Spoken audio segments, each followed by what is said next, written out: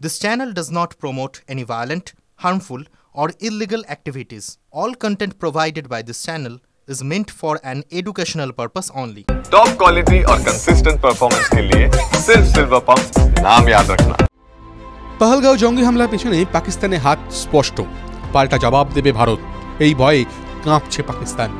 যুদ্ধ জিগির তুলছে পড়শি দেশ, কিন্তু লড়াই করার ক্ষমতা কি আছে আদৌ?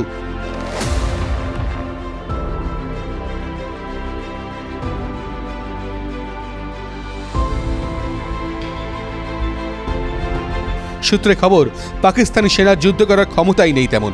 যুদ্ধ করবে কি করে? তার জন্য তো অস্ত্রের প্রয়োজন। পাকিস্তানের সেই ভাড়ার প্রায় ফাঁকা। সংবাদ সংস্থা ANI এর রিপোর্ট অনুযায়ী যুদ্ধ শুরু হলে পাকিস্তানের কাছে যে অস্ত্রশস্ত্র আছে তাতে টেনে টুনে 4 দিন টিকে থাকবে পাকিস্তান। তারপর তাদের আর যুদ্ধ চালিয়ে যাওয়ার মতো অস্ত্র থাকবে না। সেনারা তাই এখন থেকেই ভীত। যুদ্ধ করতে গেলে তাদের পরাজয় নিশ্চিত, তা ভালোভাবেই জানে তারা। অস্ত্রের সংকটের জন্য পাকিস্তানই দায়ী। জানা গিয়েছে, নিজের পায়ে নিজেই কুড়ুল মেরেছে পাকিস্তান। সম্প্রতি ইউক্রেন ও ইসরায়েলের সঙ্গে অস্ত্র চুক্তি করেছে পাকিস্তান। নিজেদের ভাড়ারে যা অস্ত্র ছিল তা ইউক্রেন ও ইসরায়েলের কাছে বিক্রি করে দিয়েছে তারা।